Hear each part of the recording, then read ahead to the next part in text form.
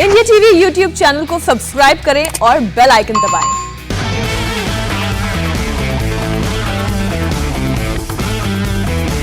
नमस्कार, आज की बात में आपका स्वागत है।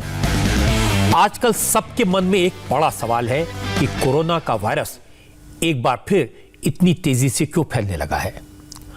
हर रोज शाम को जब फिगर सामने आती हैं तो लोग पूछते हैं कि कोरोना इस कदर बेकाबू क्यों होता जा रहा है। हम सब इस बात को लेकर परेशान हैं कि कोरोना के मरीजों की तादाद इतनी रफ्तार से बढ़ती जा रही है।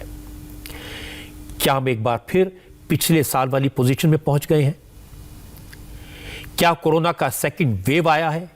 इसकी वजह क्या है? एक्सपर्ट की राय हम रोज सुनते रहते हैं।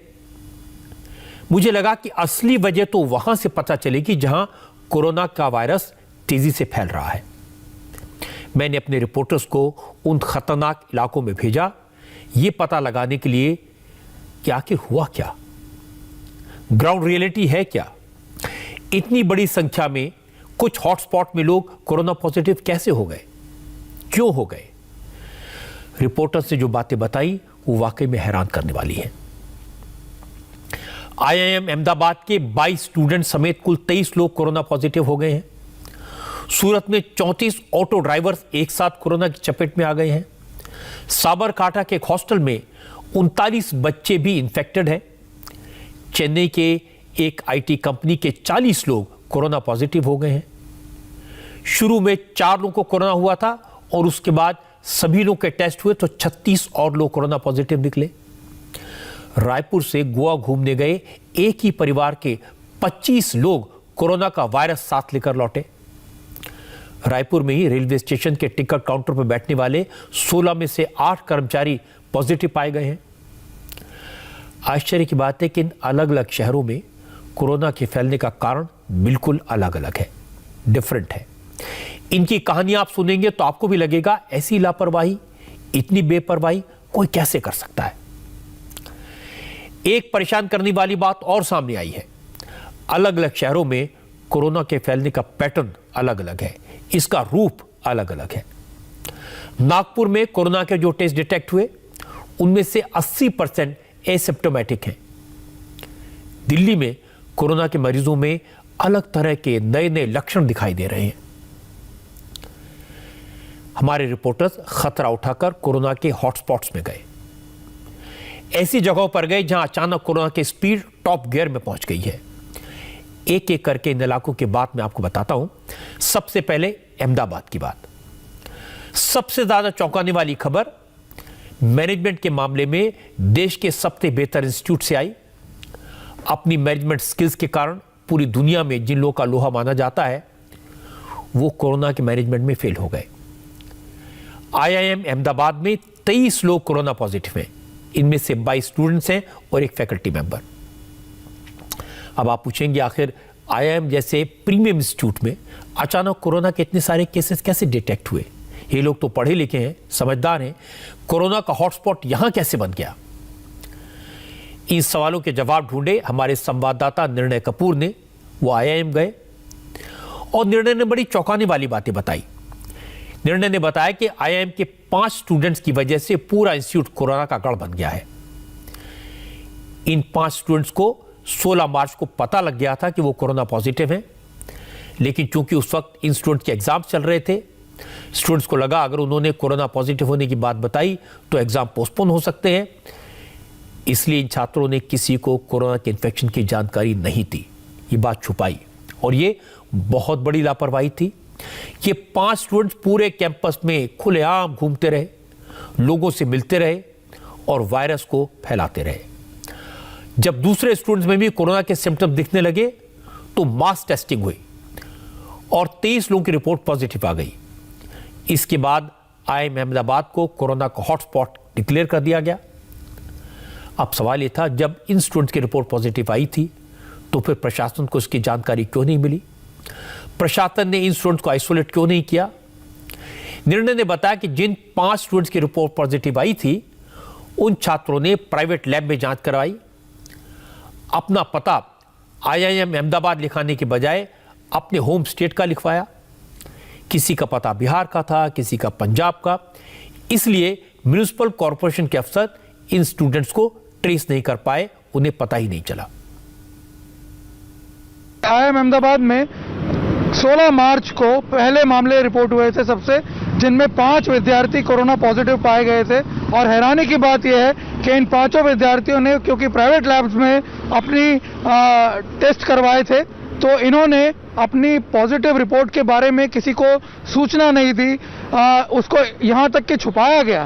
और जब कॉरपोरेशन ने इस पूरे मामले की जांच की तो पता चला कि उन्होंने जो एड्रेसेस लिखवाए हुए थे सैंपल देने के टाइम पे, वो भी अपने होम टाउन्स के लिखवाए हुए थे।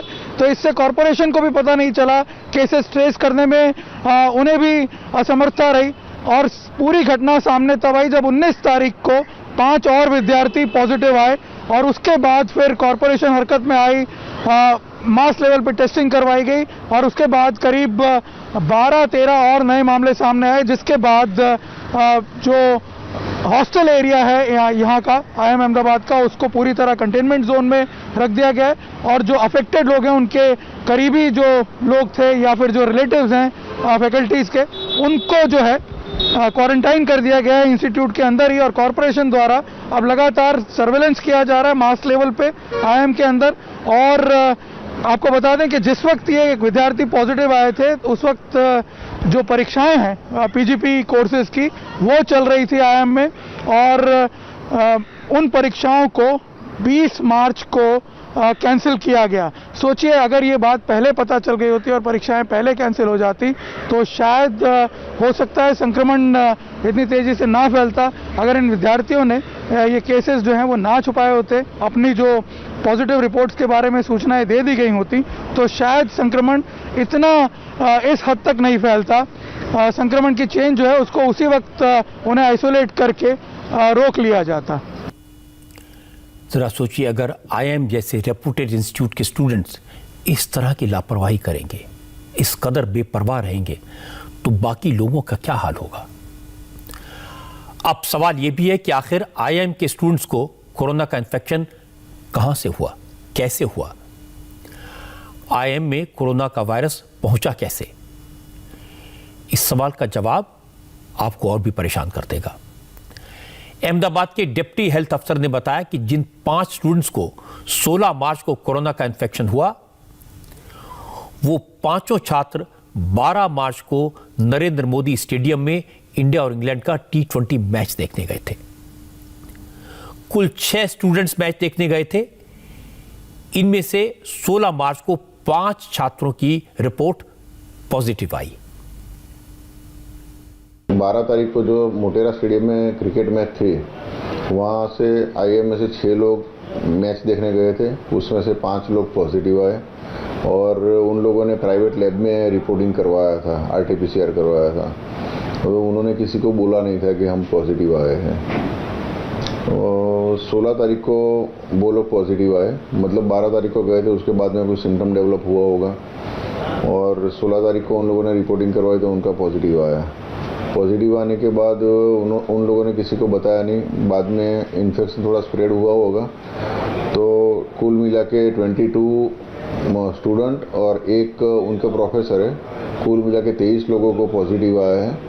और अभी सब कंटेनमेंट जोन में है, माइक्रो कंटेनमेंट जोन में है। और सबका, उनके साथ भी जो IIM में जितने भी लोग थे, सबका हमने रैपिड एंटीजन टेस्टिंग करवाया, कोई पॉजिटिव नहीं आया, सब नेगेटिव आए हैं। IIM अहमदाबाद में कोरोना वायरस के पहुंचने का मतलब साफ है, लापरवाही कोई भी कर सकता है। वो पढ़ा लिखा हो, मैनेजमेंट का मास्टर हो, या फिर बिना पढ़ा लिखा मजदूर हो। सबसे बड़ी प्रॉब्लम यह है कि पहले लोग सोशल बॉयकॉट के डर से कोरोना के लक्षणों को छुपाते थे, टेस्ट नहीं कराते थे।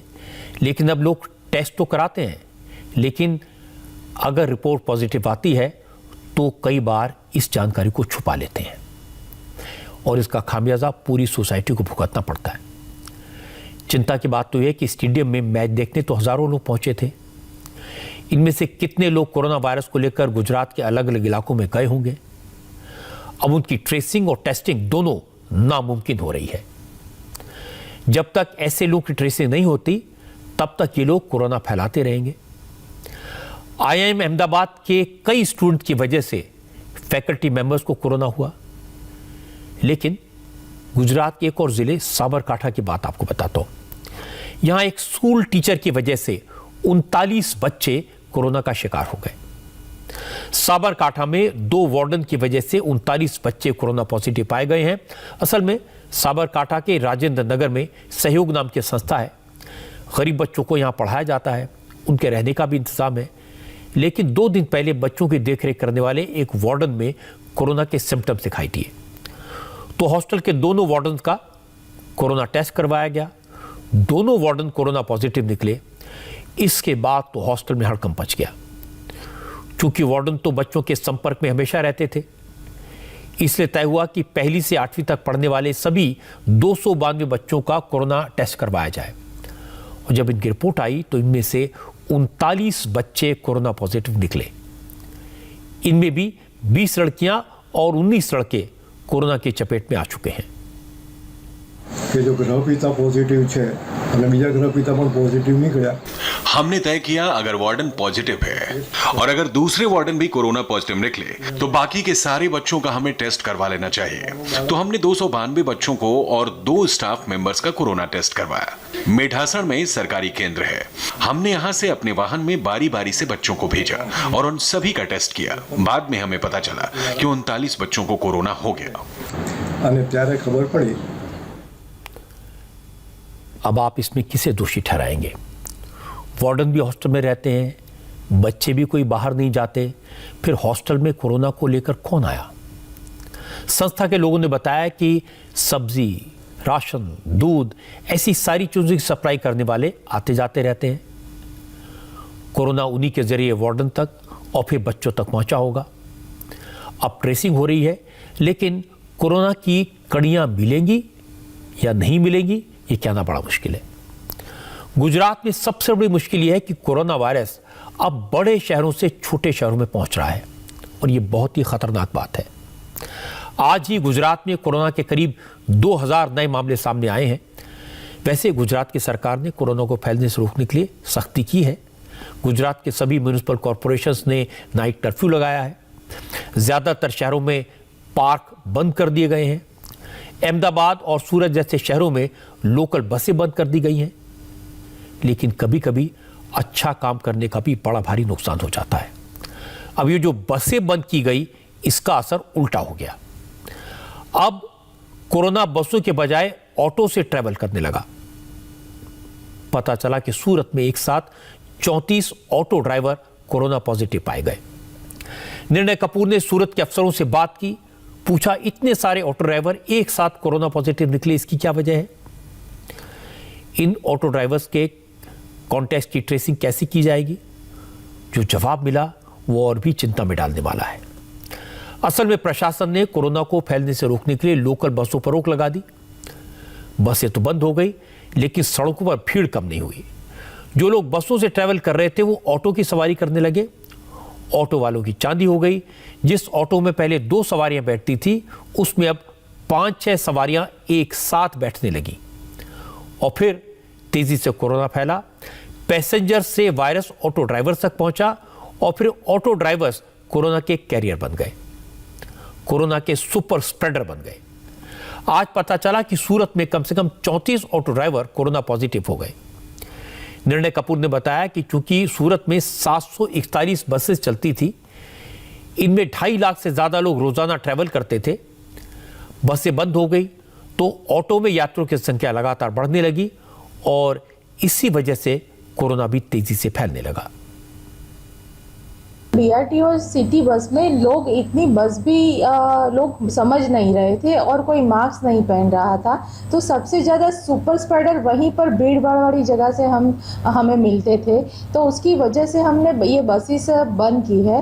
और जब अब ऑटो चालक वाले भी पॉजिटिव आने लगे हैं, तो सबको पता चल गया है कि ऑटो में भी अगर हमें जाना है तो 2 से ज़्यादा हम लोग नहीं जाएंगे। और ऑटो वाले को भी हमने इन्फॉर्मेशन दे दिया है, एक SOP गाइडलाइन दे दी है कि आप लोगों को 2 से 3 से ज़्यादा मतलब रिक्शा में बिठाना नहीं है। हम इसके लिए भी एक गाइडलाइन बना रहे हैं कि जल्द से जल्द जितना हमें सूरत शहर में ये पॉजिटिव रेट जब कम होने लगेंगे तब जल्द से जल्द हम ये धीरे धीरे कर से 1, 2, 3, 4, 5 से रूट हम चालू करने की तैयारी रखते हैं अभी।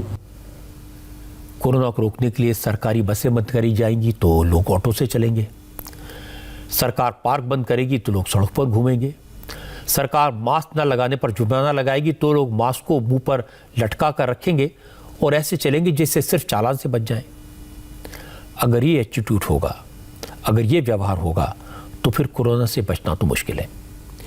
इसलिए मेरा ये कहना है कि अगर खुद को कोरोना से बचाना है तो हर आदमी को शक की नज़र से देखना पड़ेगा, हर आदमी को कोरोना का कैरियर समझना पड़ेगा, खुद अपने आप को बचाने की कोशिश कीजिए।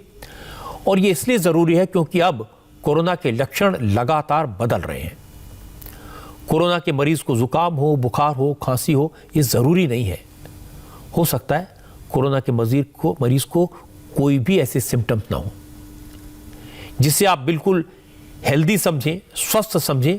हो सकता है वही आपको कोरोना की गिफ्ट दे जाए। और ऐसा मैं इसलिए कह रहा हूं क्योंकि भोपाल और नागपुर जैसे शहरों में यही हुआ। हमारे रिपोर्टर्स यहां भी गए, पता चला कोरोना के 80% मरीज ऐसे हैं जिन्हें कोरोना का कोई सिम्टम नहीं है। भोपाल में हमारे संवाददाता अनुराग अमिताभ ने बताया कि यहां एक नए तरह की मुसीबत है। भोपाल में आज कोरोना के करीब 400 मरीजों का पता चला, लेकिन चौंकाने वाली बात यह कि इनमें से 60% से ज्यादा मरीज एसिम्प्टोमेटिक हैं, यानी उनमें किसी तरह का कोई कोरोना का लक्षण नहीं है और ये दूसरे लोगों के लिए खतरा बन रहे हैं। क्योंकि उन्हें पता ही नहीं है कि उन्हें कोरोना है, इसलिए जब दूसरे लोगों से मिलते हैं तो उन्हें भी इन्फेक्ट कर रहे हैं, इसका उन्हें अंदाजा नहीं होता। अनुराग अमिताभ ने इस पैटर्न को लेकर भोपाल के चीफ मेडिकल हेल्थ ऑफिसर से बात की।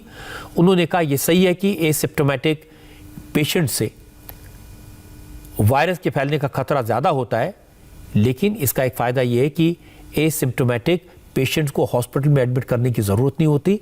इससे हॉस्पिटल्स पर, हेल्थ सिस्टम पर बोझ कम पड़ेगा और वो घर पर ही रहेंगे। में एक बड़ा प्रोपोर्शन, एक इसको कहें हम कि राहत की बात भी है कि एसिम्प्टोमेटिक के केसेस ज़्यादा होने से हमारे अस्पतालों पर ज़्यादा बर्डन नहीं पड़ रहा है। पर दूसरी तरफ आपका ये बिल्कुल सही है कि अगर मरीज एसिम्प्टोमेटिक है तो हो सकता है कि कई लोग ऐसे भी हो जो एसिम्प्टोमेटिक होने के कारण अपनी जांच के लिए ही ना गए हों। वो कैरियर है, वो तो सर कैरियर है। आपकी बात बिल्कुल सही है और इसीलिए जो पहली वाली बात है कि मास्किंग, अगर वो मास्क लगा के रखेगा, अगर वो भले ही कोविड पीड़ित भी है, संक्रमित भी है, तो कम से कम वो दूसरे को नहीं फैलाएगा, क्योंकि उसे तो मालूम ही नहीं है कि मैं कोविड संक्रमित हूँ। तो आप बिल्कुल, आपकी बात सही है कि जो एसिम्प्टोमेटिक है उनसे संक्रमण फैलने का खतरा सिम्प्टोमेटिक मरीजों की अपेक्षा अधिक है और इसीलिए हमें उनके केसेस में और ज़्यादा सावधानी बरतनी है। मैंने आपसे शुरू में कहा था कि हमारे संवाददाता खतरा उठाकर हॉटस्पॉट्स में गए, खतरनाक जगहों पर गए। नागपुर में हमारे संवाददाता योगेंद्र तिवारी बता रहे थे यहां भी भोपाल जैसी प्रॉब्लम है। नागपुर में पिछले 24 घंटों में कोरोना के 3,500 से ज्यादा केसेस डिटेक्ट हुए हैं, 3,500।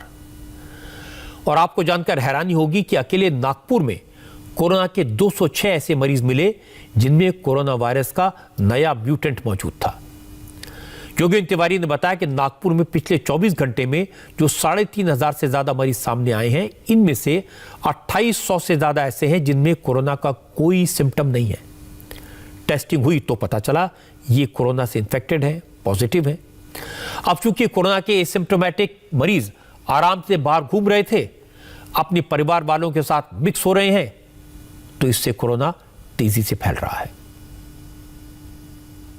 असिम्प्टोमेटिक होने की वजह से वो अन्य मरीज, घर के अन्य मेंबर के साथ उसका मिक्सिंग हो रहा है, ये भी एक कारण है। और दूसरा एक है कि प्राइमरी पहले 5 दिन में उसको सिम्टम रहते हैं, और फिर 5 दिन में जब उसके सिम्टम्स ख़त्म हो जाते तब वो बाहर गिरता है वो पेशेंट। इसकी वजह से पेशेंट पॉजिटिव पेशेंट की संख्या बढ़ रही है। तो अभी अपन उसके लिए हर जोन लेवल पे एक स्क्वाड बनाया है और वो स्क्वाड वो पॉजिटिव पेशेंट को अपन वॉच कर रहे हैं और उनके ऊपर थोड़ा वॉच करके उसको फाइन भी करने का अपना प्लान चालू है। माननीय कमिश्नर महोदय ने ये प्लान किया है, वो हिसाब से अपनी कार्रवाई चालू है। मुंबई में तो हमारे बहुत सारे रिपोर्टर्स हैं और सबका एक ही कहना है। उनका कहना है कि कोरोना को लेकर मुंबई में सिचुएशन हाथ से निकलती जा रही है।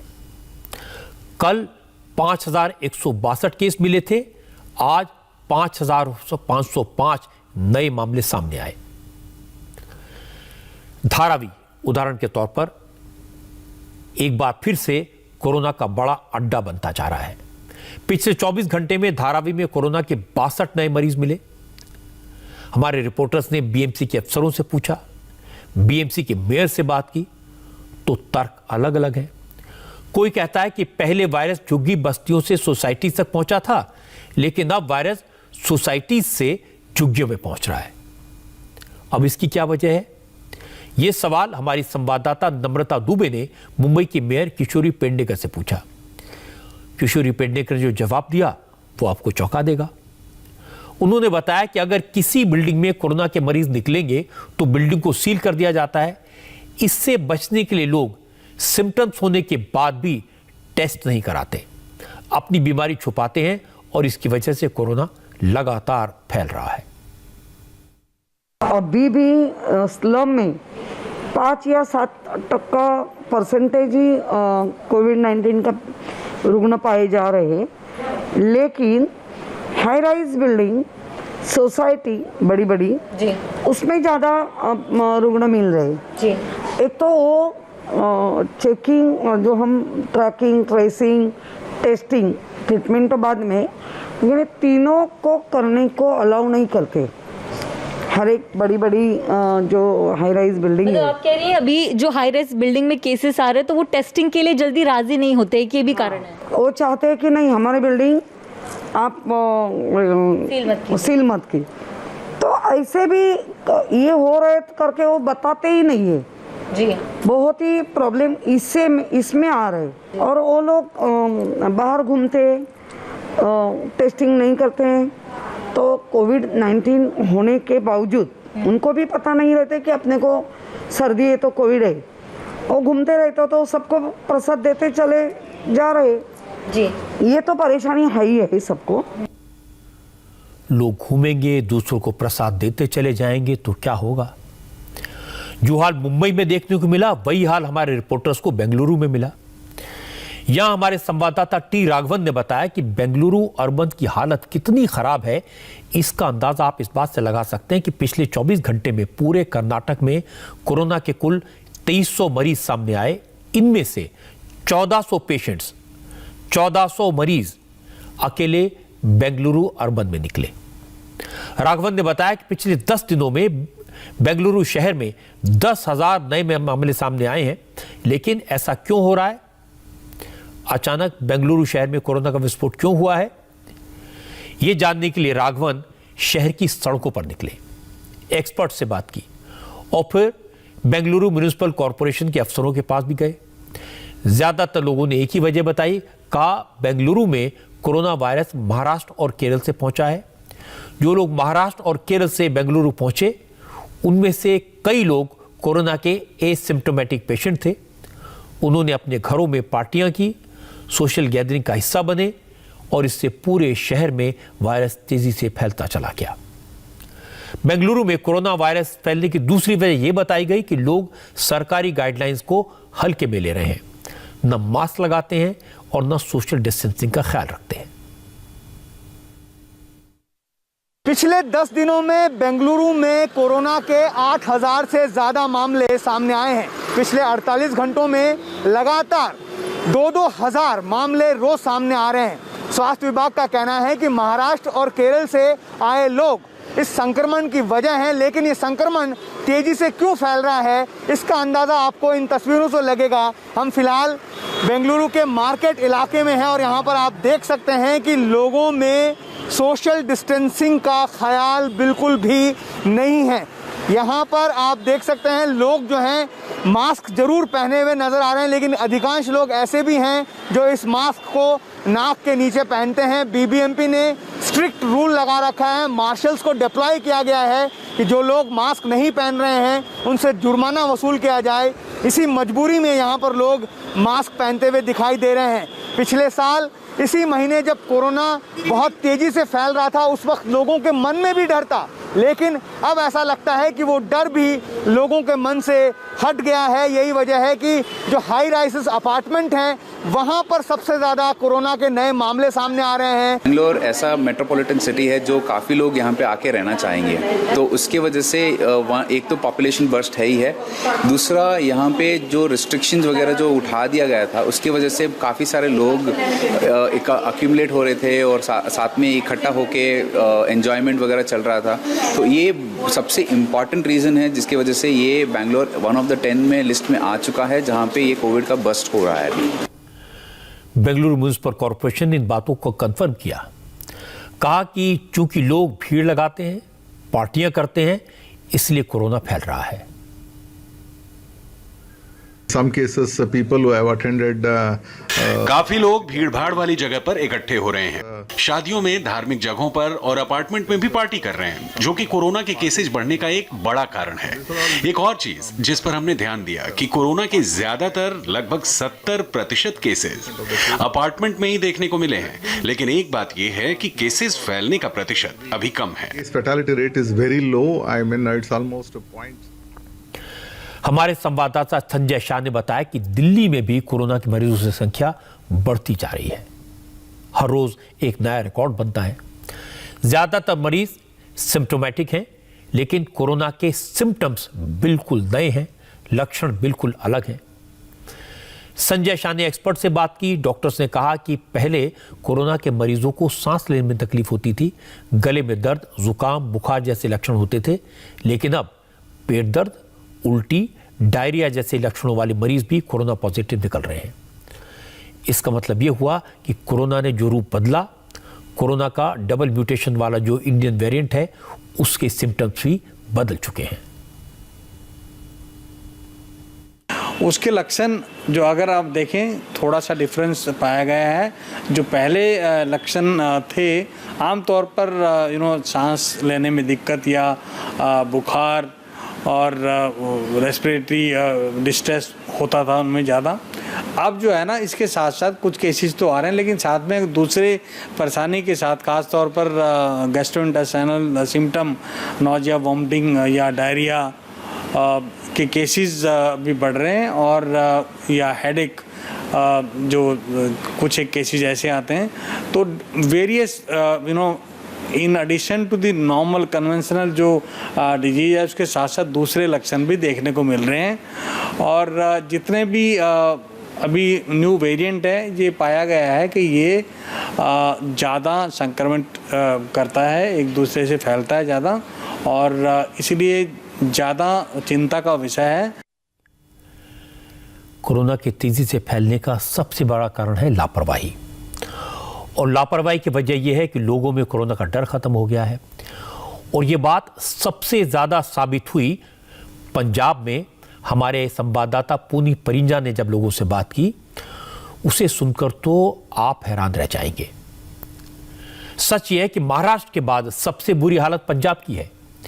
एक एक दिन में 2500 से ज़्यादा कोरोना के पॉजिटिव केसेस सामने आ रहे हैं। पंजाब में 80% से ज़्यादा मरीजों में कोरोना वायरस का यूके स्ट्रेन मिला है, जो खतरनाक है। आज भी मोहाली में 115 में से 106 मरीज ऐसे मिले जिनमें ब्रिटेन वाला वेरिएंट था। हेल्थ मिनिस्ट्री की तरफ से कहा गया कि आबादी के हिसाब से जिस रेशो में पंजाब में मरीज डिटेक्ट हो रहे हैं वो बहुत ही चिंता की बात है। आने वाले दिनों में ये फिगर और बढ़ सकती है, लेकिन पंजाब के लोग कहते हैं सब बेकार की बातें हैं, कोरोना वोरोना कुछ नहीं है। कैप्टन अमरिंदर सिंह ने कोरोना को लेकर रेस्ट्रिक्शंस लगाई, लेकिन रिलीजियस प्लेसेस पे, धार्मिक स्थलों पर आज भी खुली छूट है। आनंदपुर साहब में लोग होला मोहल्ला के लिए इकट्ठा होने लगे हैं। यहां बड़ी संख्या में लोग आ रहे हैं, लेकिन न तो किसी के चेहरे पर मास्क है, न कोई सोशल डिस्टेंसिंग को फॉलो कर रहा था, न किसी के चेहरे पर कोई शिकन है। सवाल पूछो तो सबका जवाब है कोरोना एक अफवाह है, असलियत में कोरोना है ही नहीं। नहीं सर, कोई कोरोना नहीं है, नथिंग एल्स, कोई कोरोना नहीं है, ये सिर्फ राजनीतिक स्टंट है बस। लेकिन जो इतने लोग मर रहे हैं कोरोना की वजह से, तो वैसे भी मरते हैं इंडिया में, पहले भी बड़ी मौतदार, पहले भी बहुत काफ़ी सी, हुण ते अगे नालों घटी है, वधी नहीं है। तो आप मानते हैं कि कोरोना नहीं है? नहीं है, बिल्कुल नहीं है। मेरे हिसाब ਨਾਲ ਤਾਂ कोरोना है ही नहीं सर। जे कोरोना होवे जी ਜਦੋਂ ਰੈਲੀਆਂ ਕਰਦੇ ਨੇ ਜੀ ਲੀਡਰ, ਉਦੋਂ कोरोना किधर ਜਾਂਦਾ ਜੀ? ਜਦੋਂ ਧਾਰਮਿਕ ਸਥਾਨਾਂ ਤੇ ਅਸੀਂ ਇਕੱਠ ਕਰਦੇ ਆ ਉਦੋਂ ਸਾਨੂੰ ਕਹਿੰਦੇ ਨੇ ਵੀ कोरोना ਹੈ। ਜਦੋਂ ਰੈਲੀਆਂ ਕਰਦੇ ਨੇ ਉਦੋਂ कोरोना ਕਿਉਂ ਨਹੀਂ ਹੁੰਦਾ? ਕਿਸੇ ਨੂੰ, ਲੋਕਾਂ ਨੂੰ ਕਿਉਂ ਨਹੀਂ ਹੁੰਦਾ? कोरोना है ही नहीं सर। सरकार के वास्ते ड्रामे हैं। अच्छा, कोरोना नहीं है। जो इतने लोग मर रहे हैं वो क्या चाल है और उदा मरी जाते हैं।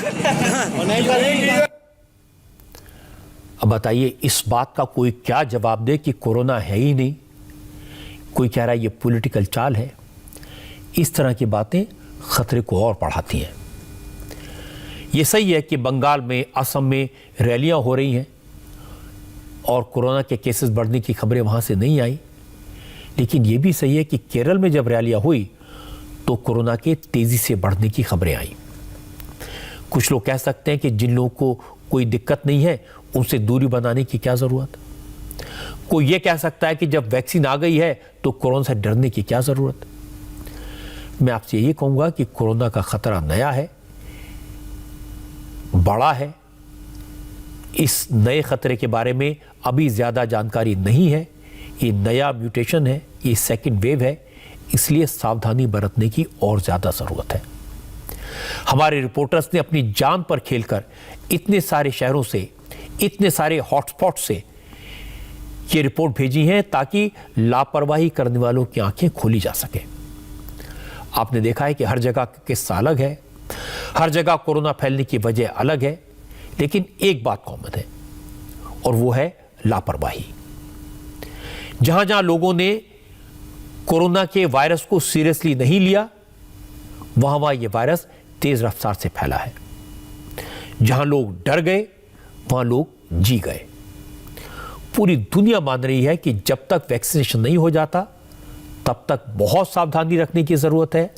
मास्क लगाना जरूरी है, 2 गज की दूरी रखना जरूरी है, वरना आप अपने साथ साथ दूसरों की जिंदगी को भी खतरे में डालेंगे। हमारे देश में कोरोना को लेकर लोग कितनी लापरवाही बरत रहे हैं ये आपने देखा, लेकिन पाकिस्तान में तो कमाल हो गया। वजीर आजम इमरान खान कोरोना पॉजिटिव होने के बावजूद एक मीटिंग कर रहे हैं। तस्वीरें देखिए। 5 दिन पहले इमरान खान कोरोना पॉजिटिव पाए गए थे।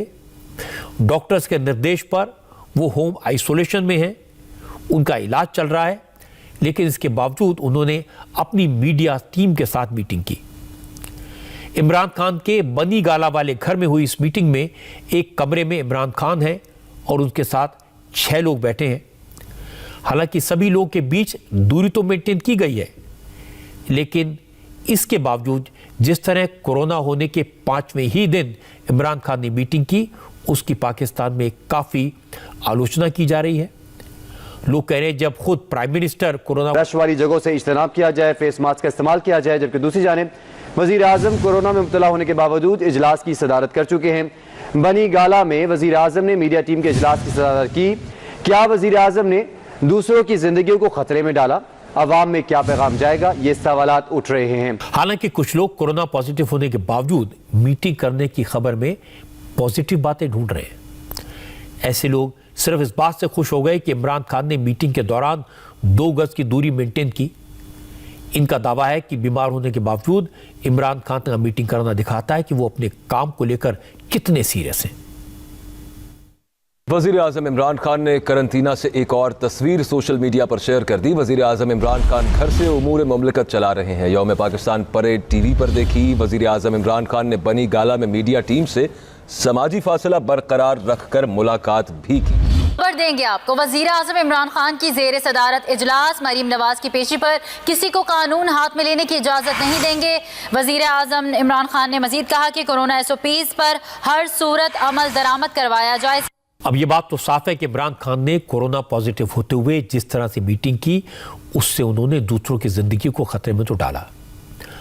अब मजे की बात है कि इमरान खान ने इस मीटिंग में लोगों से कहा कि कोरोना के SOP का पालन करें और हर सूरत में अमल हो, लेकिन वो खुद SOP का, इस प्रोटोकॉल का पूरी तरह से इग्नोर करते दिखाई दिए। जो स्टैंडर्ड ऑपरेटिंग प्रोसीजर हैं, उनके मुताबिक कोरोना पॉजिटिव होने पर किसी भी व्यक्ति को पूरी तरह से आइसोलेशन में रहना होता है। लोगों से मिलने जुलने पर और मीटिंग करने का तो सवाल ही पैदा नहीं होता। अगर मुल्क के वजीर आजम ऐसा करेंगे तो लोगों में क्या मैसेज जाएगा? इमरान खान खुद कानून तोड़ेंगे तो लोगों पर उनकी अपील का क्या असर होगा? महाराष्ट्र की सरकार को इस बात का डर है कि अब पता नहीं किस किस मंत्री के फोन का टेप सामने आ जाए, इसलिए एडवांस में बयानबाजी शुरू हो गई है।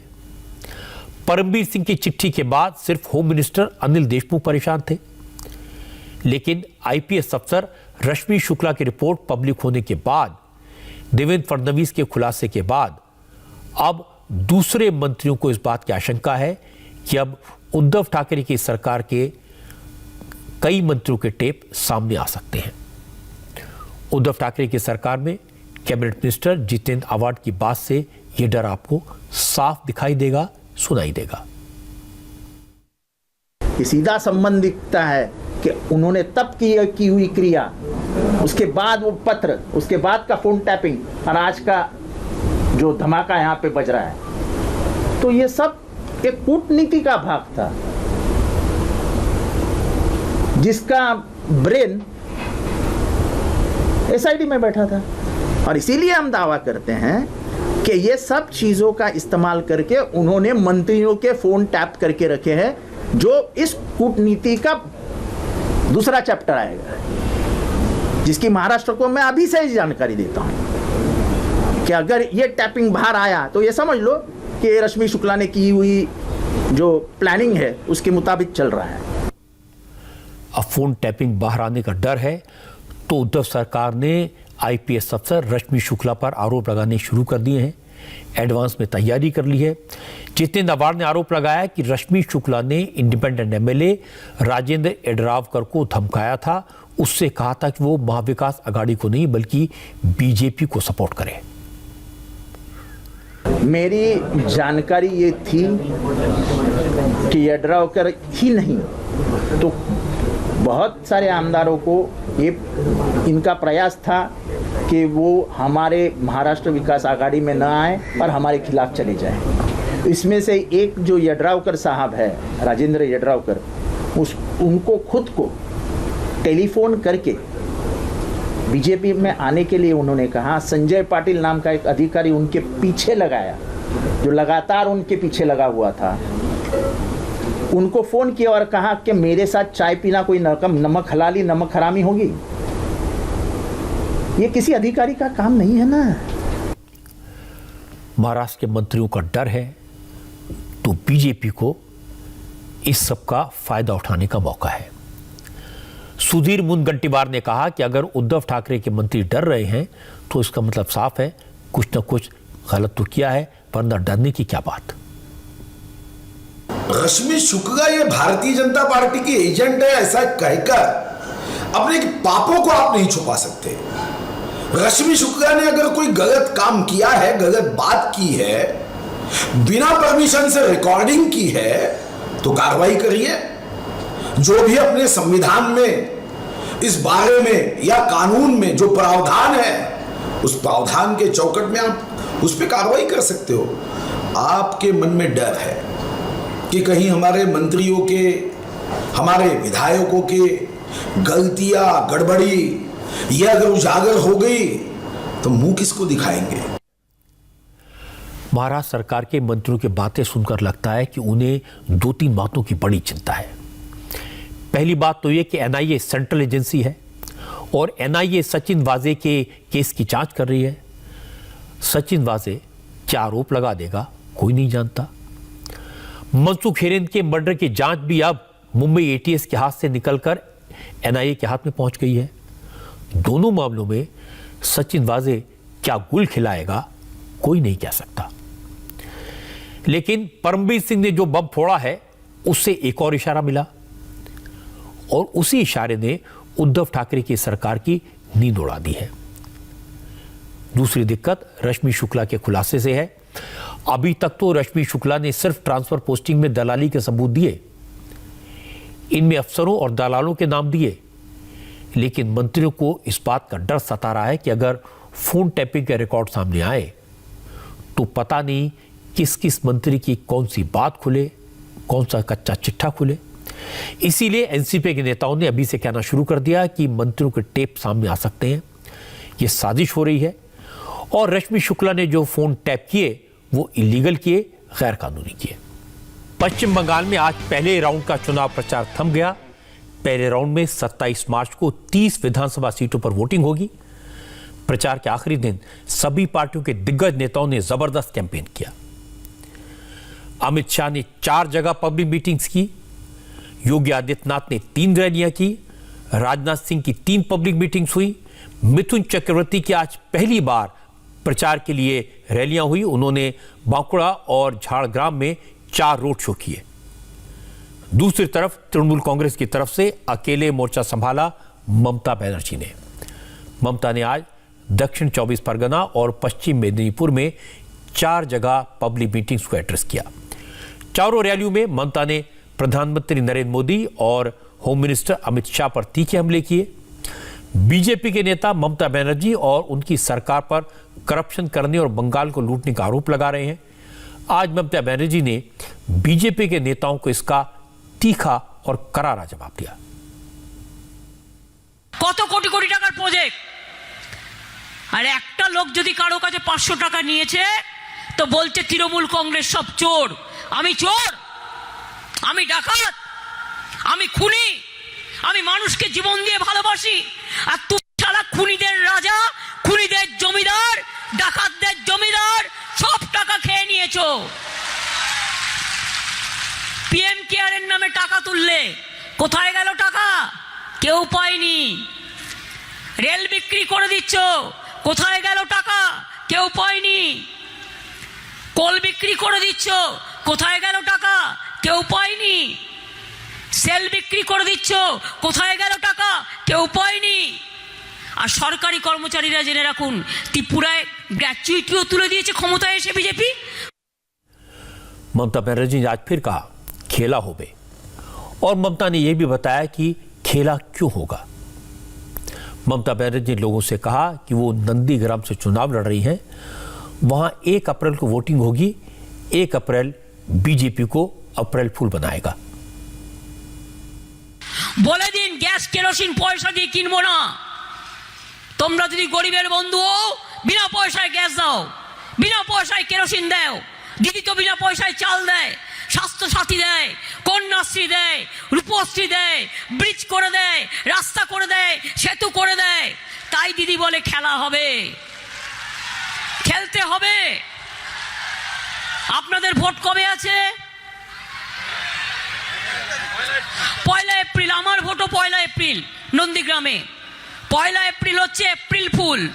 বিজেপিকে এপ্রিল ফুল বানিয়ে সব ভোট জোড়া ফুলকে দিয়ে বিজেপিকে মাঠের বাইরে বের করে দিন একদম। मैं आपको बताता हूं कि अमित शाह ने आज ममता बनर्जी को कैसे जवाब दिया।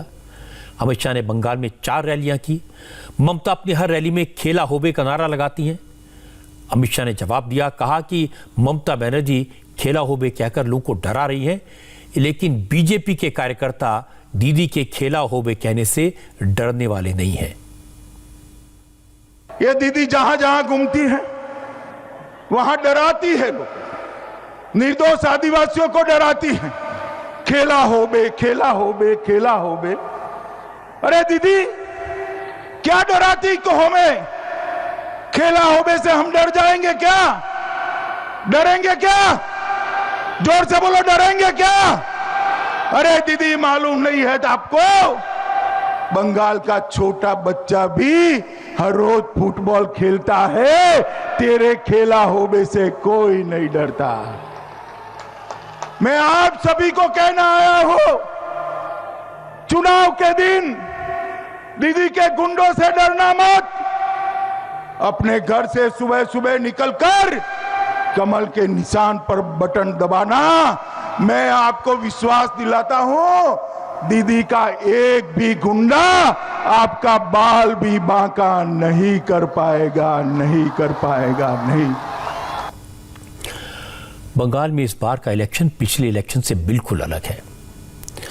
मैं आपको बताऊं कि जिस 30 सीटों पर पहले राउंड में वोटिंग होगी, पिछले असेंबली इलेक्शन में इन 30 विधानसभा सीटों में से तृणमूल कांग्रेस ने 27 सीटें जीती थी।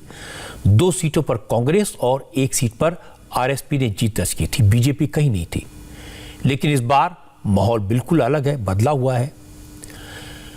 न कांग्रेस कहीं दिखाई देती है और न लेफ्ट फ्रंट कहीं टक्कर में है। इस बार इन सभी 30 सीटों पर बीजेपी टीएमसी को जबरदस्त टक्कर दे रही है। और कई ओपिनियन पोल्स में आपने देखा होगा कि बीजेपी और टीएमसी में बराबरी की लड़ाई का अंदाजा है। और वक्त है हमारी स्पेशल रिपोर्ट का। मैंने आपको दिखाया कि कोरोना पॉजिटिव होने के बाद भी पाकिस्तान के वजीर आजम इमरान खान अपने घर पर मीडिया की मीटिंग बुला रहे हैं। नमस्ते, मैं हूं मीनाक्षी जोशी। वीडियो और खबरों से अपडेट रहने के लिए India TV YouTube channel subscribe करें, बेल आइकन दबाना ना भूलें। जुड़े रहें इंडिया टीवी के साथ।